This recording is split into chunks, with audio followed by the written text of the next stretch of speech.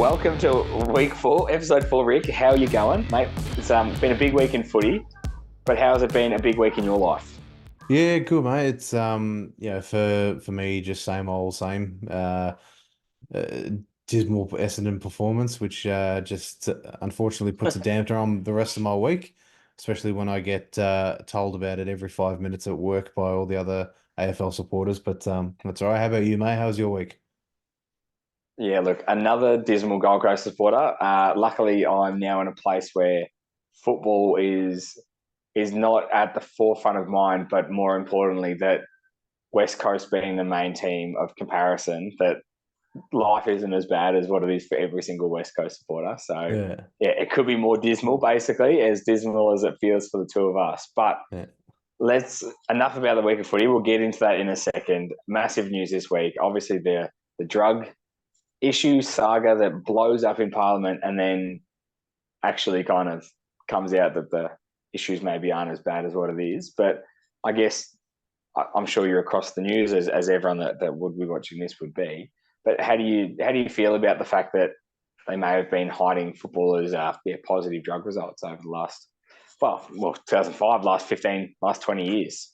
Yeah, I mean, look, it's if I can sort of reflect on my own unfortunate at the As an Bombers. Essendon supporter, Yeah, an expert on the matter. Let's be honest. Here we go, the yeah. resident drug expert.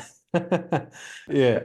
Um, yeah, look, as an Essendon supporter, when that news came out, and I think it was in 2012 or whenever it was, yeah, your heart sinks a little bit. You go, surely not. And so I do have it's a very rare one, but I do have a spot of sympathy for Melbourne supporters, knowing that it's probably going to be one of those things where they're like, oh shit, this can't be real. This can't be happening with where the in the spotlight as an AFL investigation, I'm sure happens into what is probably a little bit overblown by the media as it usually is. Mm. Not to say that the Essendon drug saga was overblown because that was a big one. This is probably a little bit more tame, given the fact that I Mm. think they're more focused around recreational drugs as opposed to the Yes. performance enhancing drugs. So, yeah, this one might be a little bit more of a slap on the wrist as opposed to the sort of punishment that Essendon got, which was a brown low stripping. I can't say that properly. Brown low stripping, and we ended up last on the ladder, stripped of all premiership points. And I don't Players think we, banned, coaches banned. Yeah, yeah, yeah, it was a mess. So look, I mean, yeah, I feel for the Demon supporters, but at the same time, I don't think it's going to be as big of an issue. mm. It's still a pretty nasty one, sitting on this one for 20 years or however long it's been. But yeah, I guess we'll see what comes out of it. It's still early news, but yeah. Yeah, yeah. I find it odd, like just just from the fact that, and I get that it's not performance enhancing, but in a way, like yes, people have the right to live a life they choose, Hmm. but in the same time, we are paying these people, very public people, large amounts of salaries.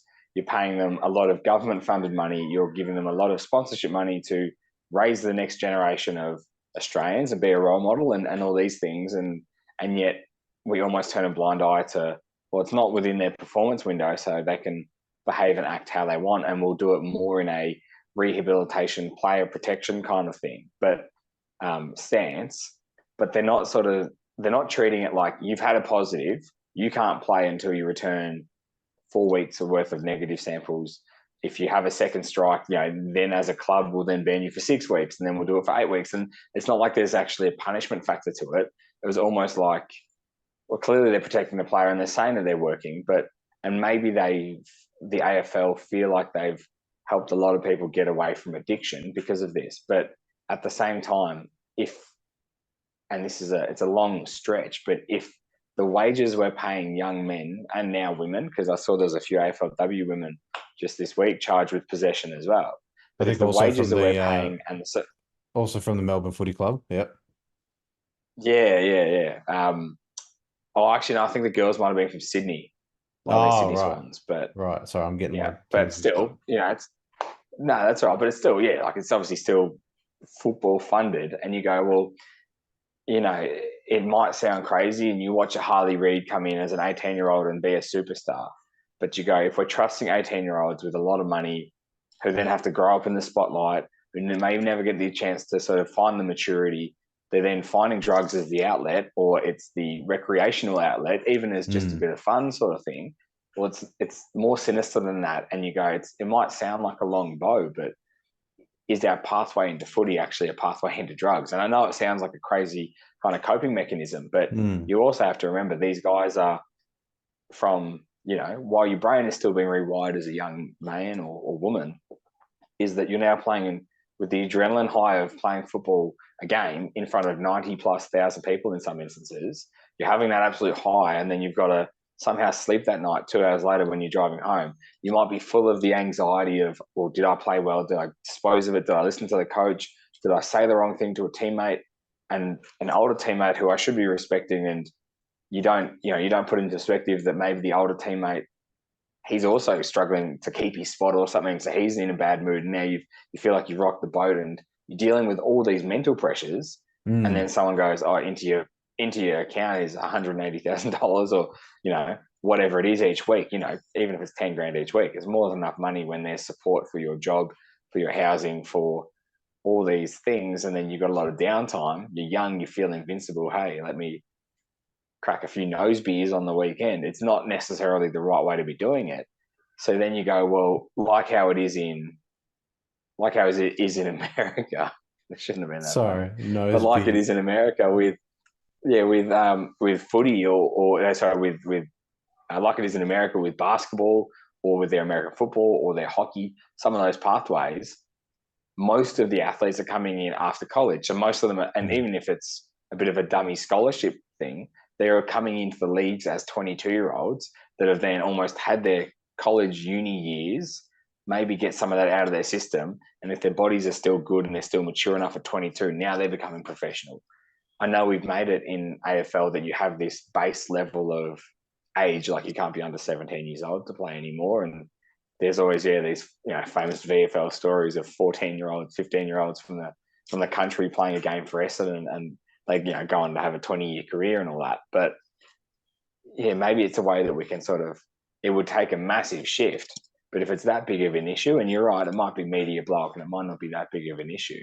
But at the same time, if it's not drugs, well, I can guarantee you the sports gambling is going to be an issue. And if it's not that, it's going to be setting yourself up for life after football, because not everyone gets a media job. So, maybe there are some of these supports that you go, well, is there a better way to do this? So, hopefully it opens the conversation, and hopefully we're mature enough to have it. But enough of that news this week. Dire Essendon performances and dire Gold Coast performances. Tell us about the week. Yeah, what did we say? It was going to be this kind of week. We thought we would come crashing back down to earth. I don't think we thought that it would be as devastating or as brutal, but that is footy. So Yeah. let's jump straight into Sydney and It's Essendon.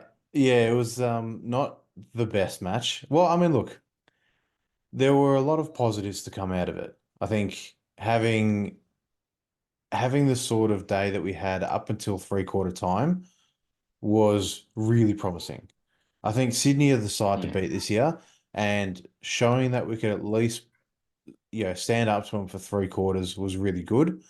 But it's not a game of three quarters. It's a game of four quarters, obviously. And they just ran all over us in that last quarter, which is really unfortunate, because I was hoping for a competitive game, and for the most part it was. But that last quarter was it was typical Essendon. So, but it is what it is. Yeah. So, what did you think of the Suns taking on Doggies at Canberra, wasn't it? Ballarat. Ballarat, Yep. same thing. Small rural setting somewhere. Look, it was, I think you probably summed it up well with Essendon. It was typical Gold Coast. We kicked 9 goals for the day. We let them kick 17 or something silly. 9 goals in the first quarter, wasn't it? Yeah, oh, yeah. Well, and this is the kind of team that I think I've come to get used to with Gold Coast is that like we'll let a player like Cody Waitman. Waitman Hmm. kick 6 goals, and like how Waitman kicked 6 goals, but the fact that it always seems to be against us that one of these lesser lights, it's almost like they either come into the game with confidence knowing that it's our players or whether they just get on a roll and then we don't adjust fast enough or what have you. Like no one was body checking him through. No one was putting pressure on. No one changed the way they played him. It was almost Mm. like, let's go head to head. And even though he's beating us comfortably, we'll keep going back head to head. Now it's admirable, but admirable doesn't get you a win. But admirable, yeah, as you said, didn't even get us into the game at any point. We were down, there's 9 goals in the first quarter and we only kicked 9 goals for the day. So it was just never a point where it felt like, okay, we've got a run on here. Let's get ourselves back into it. Every time we got a run on, it was reducing the margin from 40 back to 30 points and then it Mm. just sort of extended out from there. So yeah, look, not good watching, not fun watching. No, I wouldn't say any real highlights out of my game. But clearly a big talking point out of Essendon. Peter Wright, Essendon Edge, Nick Hind was throwing elbows. It was all happening. Obviously, you were watching it. You are a part of the Essendon Edge. You are the face of the Essendon Edge. So, what's your thoughts into this week? Obviously, Peter Wright being given that 4-game suspension for not contesting the ball, I guess is what they say, or not playing the ball, playing the man. But how do you Yeah. feel about all this? Well, I mean, look, just put it any way you want. At the end of the day, he can cuss the bloke, and I think, you're Mm. looking at what the result is of the contest, and I think that being a big decision maker in the penalty of the player provoking that Mm. contact, whatever you want to call it. I mean, yeah, I understand that obviously it's going to go straight to the tribunal and whatever. But it was obvious that he was going for the ball. I don't know where people are going with the fact that he Yeah. wasn't going for the ball. You can see that his eyes were only for the ball up until that last point. And at that last Yeah. point where he was in the air and he saw, Cunningham in front of him, there was no other option but to brace for contact. That's your instinct as a human being. There was no malicious, Mm. there was no ill intent. So look, to get 4 weeks, I think was on the harsher side of things. That's just my opinion. Mm. I honestly think that Essendon should have challenged it, but they didn't. They just accepted the 4 weeks. Yeah. Um, yeah, I don't think it was the right decision, but at the end of the day, I think It it's was the also Peter Wright decision. yeah, it's the Peter Wrong decision. But look, Uh, I think at the end of the day, it has to send a very clear message to the rest of the AFL to say, well, if this is the sort of outcome of a physical contest, then this should be the result of that outcome. So if someone else gets concussed in the same way, consistency should say, well, hey, Braden Maynard, that is yeah, his you first don't name, play in the isn't grand final. Yeah. it? Well, Yeah. that's the thing. Like, I mean, you look at years past and you look at the sort of, and I'm not looking too far in the past. I'm looking at what happened at the very end of last year.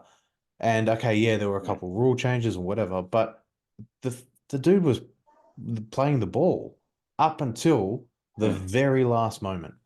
And obviously, Mm. people who don't follow Essendon are going to say, "Oh, well, he was careless and he was Mm. just going for the player." And obviously, Essendon supporters are going to say, "Well, no, he was only going for the ball." But it was Yeah. obvious to see you look at his eye line, and he was only going for the ball up until the point he knew that contact was coming. And obviously, Cunningham had no idea the contact was coming. Had he known, he would have braced himself. He might not have been concussed. It's awesome to see that he was able to walk off the ground. But at the end of the day, Yeah. if you're able to put up a contest and you're able to have some physicality in the game, ultimately, I hate to say it, I agree with Wayne Carey. That's what makes the game so great, and that's why people watch Yeah. the sport. Um, I don't agree with a lot of what he I says. think my yeah, or the way he conducts himself. Yeah, like I think there's times or there's he wouldn't have been suspended, I feel, at all if there was not that turn to bump. And I understand what you say. It is that human instinct, but I guess this is what we're trying to coach out of the game, or at least encourage with the 4-week suspension out of the game, is don't protect yourself. If you're going to fly as a 2-meter tall forward, fly chest onto the ball, go up with your knee in a way and take the marks, feel the marks, doesn't matter. He may have still concussed the guy anyway, but he may have concussed him with his hip. He may have concussed him with his knee. He may have concussed him with an elbow as he's flying for the ball, not his shoulder as he's tucking in his thing. Because the minute he tucks it, it does increase the momentum of the body. It makes him smaller. It means he travels faster. It means all his power is a bit more, I guess, focused as well. So therefore, that's probably why he's also knocking him out.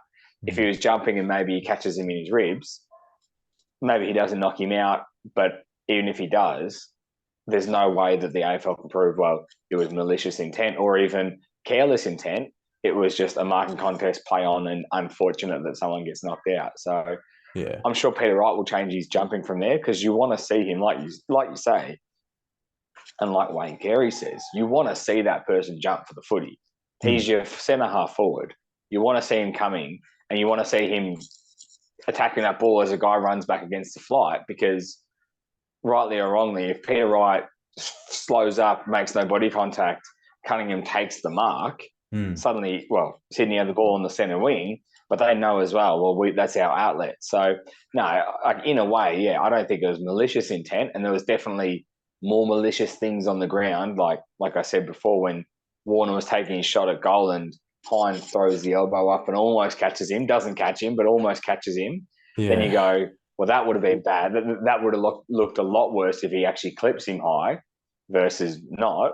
But that was definitely a lot worse in my mind than Peter Wright playing the ball, and you're right, almost just missing his timing. And as the fall of the ball happens, he then sees the player and braces for contact. So, no, I don't think it's I don't think it was malicious. 4 weeks, I mean, look, it is what it is. It's going to be an interesting run of games for you guys. I wouldn't mind just running through them. Yeah. I know we've done the comparative, but you've got St Kilda, who clearly, I mean, they beat Collingwood and they're looking good. You got them this weekend at Marvel. Then you got Port Adelaide in Adelaide. Then you got Bulldogs in, or is that you have Port Adelaide for gather round, I think, and then you got Bulldogs, and then you've got Adelaide as well, which is also in Adelaide. So you've got Port and Adelaide, Bulldogs, and then Adelaide and Adelaide, followed by Anzac Day. So at least he'll be back for that game. Yep. He's missing. Yeah, so he's missing 4 games, and I think he's going to be actually, like, I think everyone's talking more about the incident, and everyone's talking about the way he's been suspended. I mean, if it was a hamstring or a drug positive test, as we found this week, it was a hamstring injury, it may not have hit the headlines. But if we're talking about his presence as a centre half forward, the fact he can bomb goals from 50, 55 metres, and then you're playing against St Kilda, which, okay, they're fairly defensive, but I still feel gettable on their day. And if they're gettable on their day and they're trying to move fast footy, you always want to have Peter Wright as your outlet kick. So you go, well, he would make a big difference against Saints. That changes your odds of winning that game. Port Adelaide, I just can't get a read on them as a team. But again, they've got some fairly good backmen that you go, at least Peter Wright would be able to soak up an Alia at worst. Yeah. Well, now Alia maybe goes to a Jake Stringer or goes to a Kyle Langford, and suddenly now you go, okay, that changes it. Bulldogs look good against us on the weekend, and they've had a shocking intercept game and suddenly turn that around. And then Adelaide, who also aren't playing good footy, but you're playing them in Adelaide, so it makes them a better side. Suddenly you don't have as much a chance. You could go 0-4 through that stretch. You're obviously 2-1 at this stage, so now you're 2-5 coming into Anzac Day against the Collingwood, who might already be playing against playing for their season. And you guys are looking at 2-6, and that's a very Gold Coast kind of setup to your season. Really, you're not taking flight after that. So like I know it must be a frustrating suspension, but as a supporter, his presence on the field is almost being overlooked. But he's been a good presence for you and a good target for a few years now. Yeah, and I think that's probably going to be one of the things that we need the most. And I think the inclusion of Goldstein alleviates that pressure of having a big forward, because Peter Wright fills Mm, that void, and now not having him, we have to rely on Draper.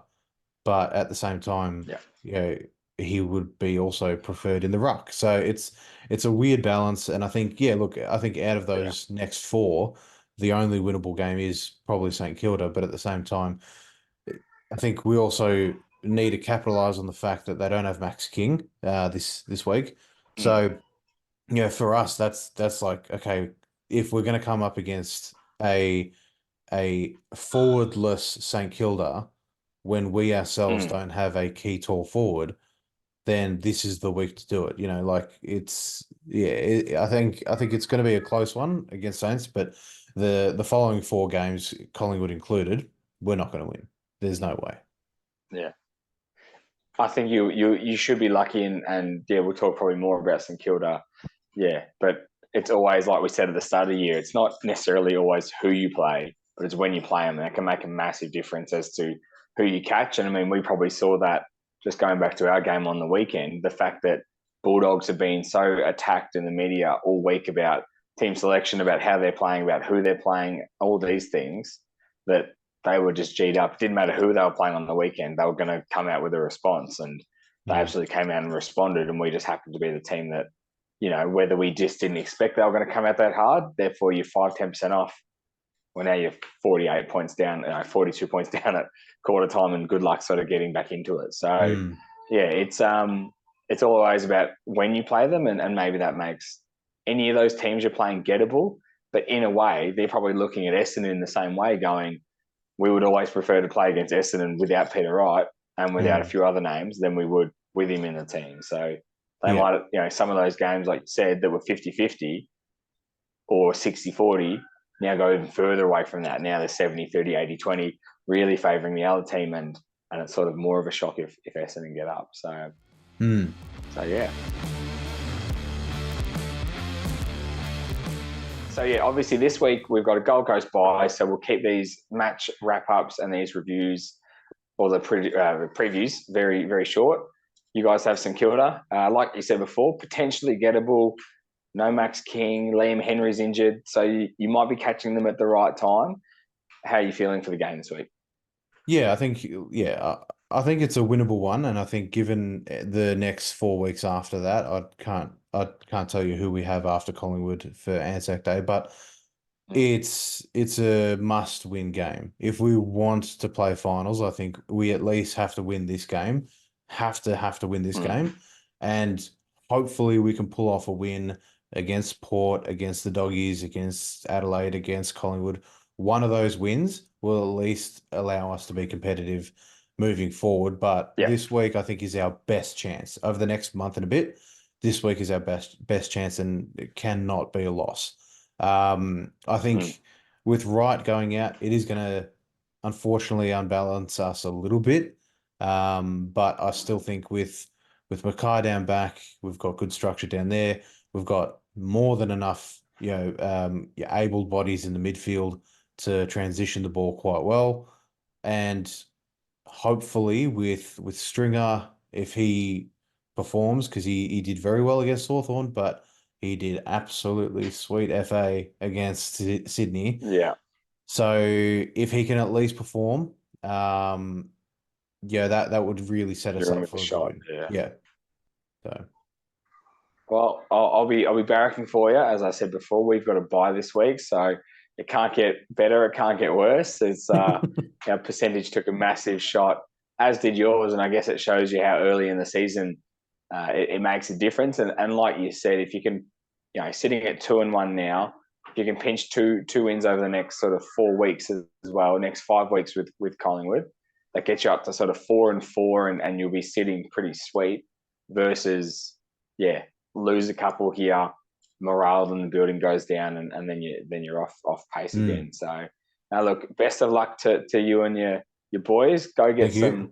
Go get some sleep, and we good luck with the weight loss. I'll check the link down at the bottom. It's been awesome seeing your progress so far, mate. So I'll tell yeah, you we'll check a what. link at the bottom. Everyone get around.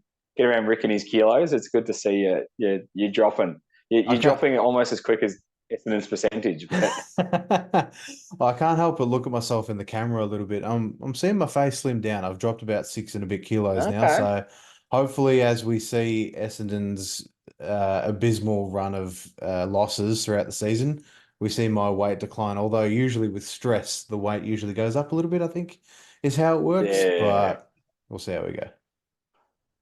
there we go. Hey, look, have a great one, and we'll see you next week. Hopefully with an Sounds Essendon good. win. Thanks, mate. Appreciate it. We'll see you then. Cheers, Rick. See ya.